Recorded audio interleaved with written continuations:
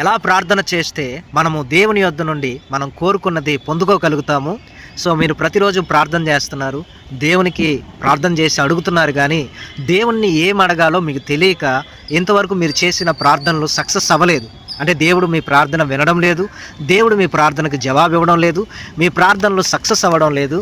కాబట్టి ఈ రోజున ఈ యొక్క వీడియోలో నేను మీకు ప్రార్థనలో దేవునికి ఏమని ప్రార్థన చేయాలి, బైబిల్లో ఏమని రాయబడి ఉన్నది అనేది నేను క్లియర్గా ఈ రోజున నేను మీకు వివరించబోతా ఉన్నాను.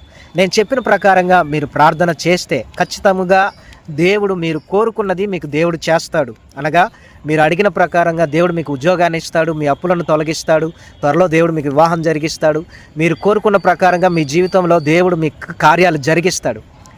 సో ప్రేయర్లో దేవునికి ఏమని ప్రార్థన చేయాలి, ప్రార్థన అంశాలు ఏమిటి, పర్ఫెక్ట్ ప్రేయర్ లెర్నింగ్ సబ్జెక్ట్ ఇది. సో ఈ అంశాలు మీరు ప్రార్థనలో దేవుణ్ణి అడగాలి. అనగా ప్రార్థన చేసేటప్పుడు ఏ అంశాలు అనేవి మనం ప్రార్థన చేయాలనేది మనకు తెలిసి ఉండాలి. సో మీకు తెలియక ఇంతకాలం మీ ప్రేయర్స్ అన్నీ కూడా సక్సెస్ అవ్వట్లేదు, అంటే మీ ప్రార్థనలు అన్నీ కూడా ఏవి కూడా జరగట్లేదు, అవేవి కూడా మీరు అడిగిన వాటిని పొందుకోలేకపోతున్నారు. సో ఎవరి కోసం ప్రార్థన చేయాలి, వేటిని దేవుణ్ణి అడగాలి, వేటిని దేవుణ్ణి అడగకూడదు. So 5 powerful prayer key points ఏవైతే ఉన్నాయో నేను ఈ యొక్క వీడియోలో నేను మీకు వివరిస్తాను. దీని ప్రకారంగా మీరు ప్రార్థన చేస్తే, అంటే దేవునికి నీవేం అడగాలి అనేది నీకు తెలిసి ఉండాలి. సో ఈ రోజున ప్రార్థనలో వేటిని అడగాలో తెలియక చాలామంది ఎలా పడితే అలా ప్రార్థన చేస్తారు. సో ఎలా పడితే అలా ప్రార్థన చేయడం మూలాన మీరు అడిగిన వాటిని దేవుని యొద్ద నుండి మీరు ఖచ్చితంగా పొందుకోలేరు. చాలామంది వేటిని అడగాలో తెలియక వాటిని అడిగేస్తూ ఉంటారు. కొంతమంది ఏమని అడుగుతారు అంటే చాలా అసహ్యమైన వాటిని దేవుణ్ణి అడుగుతారు. ప్రభా నాకు 1 కోటి రూపాయలు, లేకపోతే ప్రభా నాకు 2 కోట్లు, లేకపోతే ఇదిగో నాకు అది ఇది అని పిచ్చి వాటన్నిటిని దేవుని యొద్దకు తీసుకెళ్ళి అడుగుతారు. అలా అడగడం మూలాన ఏం ప్రయోజనం ఉండదు. నువ్వు ఎన్ని రోజులు ఉపవాసం ఉండి ప్రార్థన చేసినా, ఎంతకాలం దేవుణ్ణి అడిగినా దేవుని యొద్ద నుండి నీకు జవాబు రాదు, నీ జీవితంలో ఆ కార్యాలు జరగవు. సో ప్రార్థన అంశాలు ఏంటి అనేది నీకు తెలియకపోతే, పర్ఫెక్ట్ ప్రేయర్ లెర్నింగ్ అనేది నీకు తెలియకపోతే, ఎవరి కోసం ప్రార్థన చేయాలి అనేది నీకు తెలియకపోతే, ప్రార్థనలో వేటిని అడగాలో నీకు తెలియకపోతే, పవర్ఫుల్ ప్రేయర్ కీ పాయింట్స్ అనేది మీకు తెలియకపోతే ఖచ్చితంగా మీకు ప్రార్థన చేయడం రాదు. కనుక మీరు అడిగే వాటిని మీ జీవితంలో మీరు ఇంతవరకు పొందుకోలేరు కూడా. ఈ యొక్క వీడియోలో నేను చెప్పిన ప్రకారంగా నేను బైబిల్ ఓపెన్ చేసి ఖచ్చితంగా రెఫరెన్స్ ఇచ్చి చూపించి ఇలాగ రాసుందని చూపించిన తర్వాతే దీని ప్రకారంగా చేయండి. ఖచ్చితంగా మీ జీవితంలో కూడా దేవుడు అద్భుతాలు ఆశ్చర్యకార్యాలు జరిగిస్తాడు. సో ఇప్పుడు మీరు ఈ యొక్క వీడియో ద్వారా వీటన్నిటిని కూడా తెలుసుకోబోతున్నారు కనుక ఒక పెన్ను పేపర్ తీసుకొని వాటన్నిటిని కూడా రాసుకోనండి. మరి వీడియోలోకి వెళ్ళే ముందు ఈ యొక్క వీడియోని ఒక లైక్ చేయండి, ఈ ఛానల్ని సబ్స్క్రైబ్ చేయండి, అలాగనే కామెంట్స్లో యేసయ్య నా ప్రార్థన విన్నాడని రాయండి. అలాగనే అనేకులకు కూడా షేర్ చేయండి. హై పాయింట్స్ ఉంటాయి, హై పాయింట్స్ ఈ యొక్క వీడియోకి ఇస్తే ఇంకా అనేక మందికి కూడా రీచ్ అవుతుంది. సో నేను చెప్తున్నది ఏంటి అంటే ప్రార్థన ఎలా చేయాలి, వేటి కోసం ప్రార్థన చేయాలో మీకు తెలిసి ఉండాలి. అంటే ప్రేయర్ పాయింట్స్ తెలిసి ఉండాలి. ఏం అడగాలో నీకు తెలియకుండా దేవుణ్ణి ఏది పడితే అది అడగకూడదు. అలా అడగడం మూలాన చాలా ఇబ్బంది అనేది కలుగుతుంది. సో వేటినైనా అడిగే ముందు ఏం అడగాలో నీకు తెలియాలి. అంటే ప్రేయర్ ఎలా చేయాలో నీకు తెలియాలి. ఆ ప్రేయర్ ఎలా చేయాలనేది నేను ఈ వీడియోలో మీకు వివరిస్తాను. వీడియో లెంత్ ఎక్కువైనా కానీ ఆఖరి వరకు కూడా వీక్షించండి, పర్ఫెక్ట్గా మీకు అర్థమవుతుంది. సో మొట్టమొదటిగా సామెతల గ్రంథం 30వ అధ్యాయం 7వ వచనం. సామెతల గ్రంథం 30వ అధ్యాయము 7వ వచనాన్ని మనం ధ్యానం చేసుకుందాం. దేవా, నేను నీతో 2 మనవులు చేసుకొనుచున్నాను, నేను చనిపోక ముందు వాటిని నాకు అనుగ్రహింపు. వ్యర్థమైన వాటిని అబద్ధములు నాకు దూరముగా ఉంచకము. పేదరికమునైన ఐశ్వర్యం నాకు దయచేయకము. తగినంత ఆహారం నాకు అనుగ్రహింపుము. ఎక్కువైన ఎడల నేను కడుపు నిండిన వాడినై నిన్ను విసర్జించి యెహోవా ఎవడనని అందునేమో, లేక బీదనై దొంగిలి నా దేవుని నామను దూషింతునేమో. ఇక్కడ 2 మనవులను ఈ భక్తుడు దేవుణ్ణి అడుగుతున్నాడు. అనగా మీరు కూడా దేవునికి ఇలాగే ప్రార్థన చేయాలి. ప్రార్థన చేసేటప్పుడు ప్రభువా, వ్యర్థమైన వాటిని అబద్ధాలను నాకు దూరంగా ఉంచు, పేదరికమునైనను ఐశ్వర్యమైనను నాకు దయచేయకు, తగినంత ఆహారం నాకు అనుగ్రహించు. ఎక్కువైన ఎడల నేను కడుపు నిండిన వాడినై నిన్ను విసర్జించి యెహోవా ఎవడని అందునేమో, లేక బీదనై దొంగిలి నా దేవుని నామాన్ని దూషింతునేమో. ఇక్కడ ఈయన ప్రార్థన ఏమని చేస్తున్నాడంటే, పేదరికాన్ని నాకు ఇవ్వద్దు, ఐశ్వర్యాన్ని నాకు ఇవ్వద్దు. మనం దేవుణ్ణి అడగాలి, పేదరికాన్ని నాకు ఇవ్వద్దు ప్రభు, ఐశ్వర్యాన్ని కూడా నాకు ఇవ్వద్దు, తగినంత ఆహారమే. ఎక్కువైతే కడుపు నిండిపోతే నిన్ను విసర్జిస్తాను, లేకపోతే బీదనైపోతే దొంగిలించాల్సి వస్తుంది.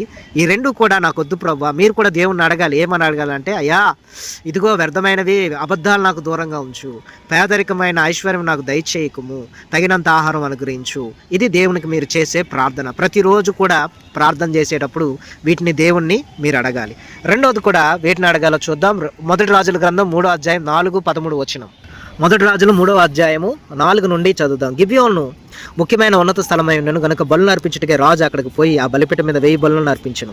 గిబియోన్లో యెహోవా రాత్రి వేళ స్వప్నమందు సొలొమోనుకు ప్రత్యక్షమై, నేను నీకు దేన్ని నీకు ఇచ్చుట ఇష్టమో దాన్ని అడుగుమని దేవుడు అతనితో సెలవేయగా, సొలొమోను ఇలాగ మనవి చేశాను, నీ దాసును నా తండ్రి అయిన దావీదు నీ దృష్టికి అనుకూలంగా సత్యమును నీతిని అనుసరించి యథార్థమైన మనసు గలవాడై ప్రవర్తించిన గనుక నీవు అతని ఎల్ల పరిపూర్ణ కటాక్షమగుపరిచి ఈ దినమునున్నట్లుగా అతని సింహాసనం మీద అతని కుమారుని కూర్చుండబెట్టి అతని యందు మహాకృపను చూపి ఉన్నావు. నా దేవా యెహోవా, నీవు నా తండ్రి అయిన దావీదునకు బదులుగా నీ దాసునైన నన్ను రాజుగా నియమించి ఉన్నావు. అయితే నేను బాలులను కార్యములు జరుపుటకు నాకు బుద్ధి చాలదు. నీ దాసునైన నేను నీవు కోరుకొని నా జనముల మధ్య ఉన్నాను. వారు విస్తరించి ఉన్నందున వారిని లెక్కపెట్టుటయు వారి విశాల దేశము తనిఖీ చేయుటయు అసాధ్యం. ఇంత గొప్పదైన నీ జనమునకు న్యాయం తీర్చగలవాడు ఎవడు?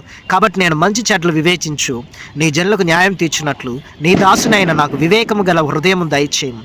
సొలొమోను చేసిన ఈ మనవి ప్రభునకు అనుకూలమైన గనుక దేవుడు అతనికి ఇలాగ సెలవిచ్చిన, దీర్ఘాయునైనను ఐశ్వర్యమునైనను నీ శత్రువుల ప్రాణమునైన అడుగగా న్యాయములను గ్రహించుటకు వివేకం అనుగ్రహించమని నీవు అడిగితివి. నీవు ఇలాగ అడిగినందున నీ మనవి ఆలకించుచున్నాను. బుద్ధి వివేకములు గల హృదయం నీకు ఇచ్చుచున్నాను. పూర్వీకుల్లో నీ వంటి వాడొకడు లేడు, ఇక మీదట నీ వంటి వాడొకడును ఉండడు. మరియు నీవు ఐశ్వర్యమును ఘనతను ఇమ్మని అడగకపోయినను నేను వాటిని కూడా నీకు ఇచ్చుచున్నాను. అందువలన నీ దినములన్నిటిన రాజుల్లో నీ వంటి వాడు ఒకడైన ఉండడు. చూడండి ప్రియా దేవుని బిడ్డలారా, ఇక్కడ రాజైన సొలొమోను దేవుడు అతనికి ప్రత్యక్షమై నీకేం కావాలో కోరుకోమంటే అతను ఏమని అడుగుతున్నాడంటే, నాకు వివేకము గల హృదయం దయచేయి, వివేకము గల హృదయం నాకు దయచేయమని దేవుని అతన్ని అడిగితే దేవుడు ఆయనకి చెప్తున్నాడు కదా, దీర్ఘాయునైనను ఐశ్వర్యమైనను నీ శత్రువుల ప్రాణమును అడుగక న్యాయములను గ్రహించుటకు వివేకము అనుగ్రహించమని నువ్వు అడిగితివి. నీవు ఇలాగ అడిగినందున నీ మనం ఆలకించుచున్నాను. బుద్ధి వివేకము గల హృదయం నీకు ఇస్తున్నాను. అలాగనే ఐశ్వర్యమును ఘనతని ఇమ్మని అడగకపోయినా నేను వాటిని కూడా ఇచ్చుచున్నాను. దేవునికి ఇష్టమైన ప్రార్థన ఏంటి అంటే వివేకము గల హృదయమును దయచేయమని దేవుణ్ణి అడగాలి. నువ్వు ప్రార్థన చేసేటప్పుడు చాలా మంది ఇదే అడుగుతారు, నాకు దీర్ఘాయు దయచేయి, నాకు ఐశ్వర్యాన్ని దయచేయి, నన్ను అలా చేయి, ఇలా చేయి, ఇలా చేయి. ఇవన్నీ కూడా దేవునికి అంతగా నచ్చని ప్రార్థనలు. కానీ దేవునికి నచ్చే ప్రార్థన ఏంటంటే న్యాయము తీర్చున్నట్లు వివేకము గల హృదయం దయచేయమని ఇక్కడ సొలొమోను దేవుణ్ణి అడిగాడు. అందుకనే వివేకము గల హృదయం దేవుడికి మీరు ప్రార్థన చేసేటప్పుడు, ప్రభువా నాకు జ్ఞానము, బుద్ధి, వివేకము, న్యాయం అనుసరించే మనసు నాకు దయచేయి ప్రభువా అని దేవుణ్ణి అడగాలి. ఐశ్వర్యము, దీర్ఘాయు, శత్రువుల నాశనం కాదు దేవుణ్ణి అడగాల్సినవి. దేవుణ్ణి నువ్వేం అడగాలంటే, ప్రభువా న్యాయముగా ప్రవర్తించడము, వివేకము గల హృదయము, జ్ఞానాన్ని, దైవికమైన జ్ఞానాన్ని నాకు దయచేయి అని నువ్వు దేవుణ్ణి అడిగితే దేవుడు అది నీకు ఇవ్వడమే కాకుండా దేవుడు నీకు ఐశ్వర్యమును ఘనతను ఇవ్వమని అడగకపోయినా వాటిని కూడా బోనస్గా ఇస్తాడు. సో ప్రార్థన చేసేటప్పుడు నువ్వు దేవుని ఏం అడగాలి అంటే జ్ఞానము గల హృదయాన్ని ఇవ్వమని దేవుణ్ణి అడగాలి. అలాగే మూడవది కూడా చూద్దాం. లూకాసు వార్త 6వ అధ్యాయం 27-28 వచ్చిన లూకాసు వార్త 6వ అధ్యాయం 27 నుండి, వినుచున్న మీతో నేను చెప్పున్నదేమనగా మీ శత్రువులను ప్రేమించుడి, మిమ్మల్ని ద్వేషించు వారికి మేలు చేయుడి, మిమ్మల్ని శపించు వారిని దీవించుడి, మిమ్మల్ని బాధించు వారి కొరకు ప్రార్థన చేయుడి. ఇక్కడ రాయబడి ఉన్న మాట ఏంటి అంటే మీ శత్రువుల గురించి, మిమ్మల్ని ద్వేషించే వారి కొరకు, మిమ్మల్ని శపించే వారి కొరకు, మిమ్మల్ని బాధించే వారి కొరకు మీరు ప్రార్థన చేయాలి. ఈ రోజున మిమ్మల్ని ఎవరైనా శపిస్తున్నా, ద్వేషిస్తున్నా, శత్రువులుగా మీకు ఉన్నా మీరు వారి కొరకు ఏం చేయాలంటే ప్రార్థన చేయాలి. అంటే మిమ్మల్ని ఎవరైతే హింసిస్తున్నారో, మిమ్మల్ని ఎవరైతే బాధిస్తున్నారో ఆ బాధించే వారి కొరకు మీరు ప్రార్థన చేసేటప్పుడు వాళ్ళని జ్ఞాపకం చేసుకొని ప్రార్థన చేయండి. మీకు ఎవరైతే శత్రువులు ఉన్నారో, మిమ్మల్ని హేట్ చేస్తున్నారో, హర్ట్ చేస్తున్నారో, కర్స్ చేస్తున్నారో, వీళ్ళు నీకు థ్రెడ్గా ఉన్నారని నువ్వు ఎవరి గురించి అనుకుంటున్నావో వాళ్ళ కొరకు ప్రార్థన చేయి. వాళ్ళని దీవించమని, వాళ్ళకి మేలు చేయమని, వాళ్ళని ఆశీర్వదించమని దేవుణ్ణి అడుగు. అంతే, దేవుడు వాళ్ళని మారుస్తాడు, నీకు అనుకూలంగా మారుస్తాడు. సో మిమ్మల్ని బాధించే వారి కొరకు మీరు ప్రార్థన చేయాలి. ఇది 3వ ప్రేయర్ కీ పాయింట్. ఇక 4వది మొదటి తిమోతి రాసిన పత్రిక 2వ అధ్యాయం 1 నుంచి 2 వచనాలు. తిమోతి రాసిన మొదటి పత్రిక 2వ అధ్యాయం మొదటి నుంచి చదువుకుందాం. చూడండి, మనం సంపూర్ణ భక్తియు మానిత్య కలిగి నెమ్మదిగాను సుఖముగాను బ్రతుకు నిమిత్తం అన్నిటికంటే ముఖ్యముగా మనుషులందరి కొరకును రాజుల కొరకును అధికారులందరి కొరకును విజ్ఞాపనములను ప్రార్థనలను యాచనలను కృతజ్ఞతాస్తుతులను చేయవాలని హెచ్చరించుచున్నాను. ఇది మంచిదియో మన రక్షకుడకు దేవుని దృష్టికి అనుకూలమైనది ఉన్నది. ఆయన మనుషులందరూ రక్షణ పొంది సత్యమును గురించిన అనుభవ జ్ఞానం గలవారి ఉండవాలని ఇచ్చేయించుచున్నాడు. ఇక్కడ రాయబడి ఉన్నది, మనము సంపూర్ణ భక్తి మాన్యత నెమ్మదిగా సుఖంగా మనం బ్రతకాలంటే మనుషులందరి కొరకు నువ్వు రోజు ప్రార్థన చేసేటప్పుడు మనుషులందరి కొరకు ప్రార్థన చేయాలి.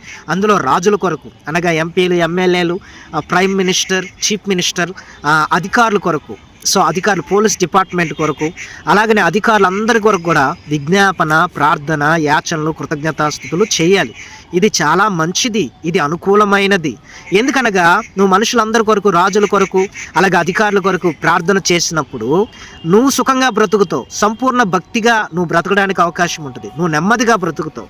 సో మనుషుల కొరకు రాజుల కొరకు అధికారుల కొరకు విజ్ఞాపనలు ప్రార్థనలు మనం చేయాలి. నువ్వు ప్రార్థన చేసేటప్పుడు వీళ్ళందరి కొరకు ప్రార్థన చేయాలి. అలాగే దేశంలో అయిన యెరూషలేము గురించి కూడా నువ్వు ప్రార్థన చేయాలి. సో ఇది ఆ మనుషులందరి కొరకు అధికారుల కొరకు ప్రార్థన చేయాలి. లాస్ట్గా యాకోబు రాసిన పత్రిక 5వ అధ్యాయం 13 నుండి 18 వరకు ధ్యానం చేసుకుందాం. యాకోబు రాసిన పత్రిక 5వ అధ్యాయం 13 నుండి మనము ధ్యానం చేసుకుందాం. చూద్దాం, యాకోబు రాసిన పత్రిక 5వ అధ్యాయం 13 నుండి 8 వచ్చిన యాకోబు రాసిన పత్రిక 5వ అధ్యాయం 13 నుండి ధ్యానం చేసుకుందాం. నా సహోదరులారా, ఇక్కడ నుండి మీలో ఎవరికైనా శ్రమ సంభవించిన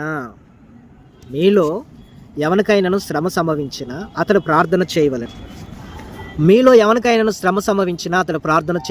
ఎవరికైనా సంతోషం కలిగిన అతను కీర్తనలు పాడవలను. మీలో ఎవడైనా రోగి అయి ఉన్నాడో అతడు సంఘపు పెద్దలను పిలిపింపవలను. వారు ప్రభు నామమున అతనికి నూనె రాచి అతని కొరకు ప్రార్థన చేయవలను. విశ్వాస సహితమైన ప్రార్థన ఆ రోగిని స్వస్థపరచును. ప్రభు అతన్ని లేపును. అతడి పాపములు చేసిన వాడైతే పాపక్షమాపణ పొందును.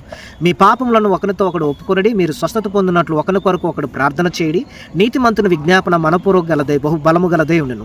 ఏలియా మన వంటి స్వభావం గల మనుషుడే. వర్షింపకుండానట్లు అతడు ఆసక్తితో ప్రార్థన చేయగా 3.5 సంవత్సరం వరకు భూమి మీద వర్షింపలేదు. అతడు మరలా ప్రార్థన చేయగా ఆకాశం వర్షం ఇచ్చెను, భూమి తన ఫలం ఇచ్చెను. చూడండి, దేవుని యొక్క వాక్యంలో రాయబడి ఉన్నది, మీకు శ్రమ వస్తే ప్రార్థన చేయాలి. ఎవరైనా రోగిగా ఉంటే ఆ రోగికి నూనె రాసి ప్రార్థన చేయండి. మీలో ఎవరికైనా బాగోకపోతే నూనె బాటిల్ ఒకటి తీసుకొని ప్రార్థన చేసి అతని మీద రాసి ప్రార్థన చేయండి. విశ్వాస సహితమైన ప్రార్థన ఆ రోగిని స్వస్థపరుస్తుంది, అతను లేపుతుంది. అతను పాపములు చేసిన వాడైతే అతను పాప క్షమాపణ పొందుతాడు. అలాగే ఎవరికైనా బాగోకపోతే ఒకరు అంటే ఎవరైతే అనారోగ్యంతో ఉన్నారో అనారోగ్యంతో ఉన్న వారి కొరకు నువ్వు ప్రార్థన చేసేటప్పుడు ప్రార్థన చేయాలి. ఎవరికైనా బాగోకపోతే అయ్యా వాళ్ళకు బాగోలేదు వాళ్ళు ముట్టమని ప్రార్థన చేయాలి. ఎందుకన్నా నువ్వు చేసే విజ్ఞాపన చాలా బహుబలము గలదుగా ఉంటుంది. సో ఏలియా కూడా వర్షించకూడదు అని ప్రార్థన చేస్తే ఆసక్తితో 3.5 సంవత్సరాలు భూమి మీద వర్షం రాలేదు. మరలా వర్షం రావాలని ప్రార్థన చేస్తే వర్షం వచ్చింది. అంటే వర్షం రాకూడదు అని ప్రార్థన చేస్తే వర్షం రాలేదు, వర్షము రావాలని ప్రార్థన చేస్తే వర్షం వచ్చింది. సో నీ ప్రార్థనకు అంత శక్తి ఉంటుంది. రోగుల కొరకు ప్రార్థన చేయండి, శత్రువుల కొరకు ప్రార్థన చేయండి. అలాగే స్నేహితుల కొరకు, యోబు తన స్నేహితుల కొరకు ప్రార్థన చేసినప్పుడు దేవుడు అతన్ని ఆశీర్వదించి. ప్రార్థన చేసేటప్పుడు నీ కుటుంబం కొరకు, రాజుల కొరకు, అధికారుల కొరకు, శత్రువుల కొరకు ప్రార్థన చేయాలి. దేవుని అడిగేటప్పుడు అయ్యా నాకు బుద్ధి జ్ఞానం కలిగిన వివేచన కలిగిన హృదయం ఇవ్వాలని ప్రార్థన చేయాలి. అలాగా దేవుడికి ప్రార్థన చేయడం మీరు నేర్చుకోనండి.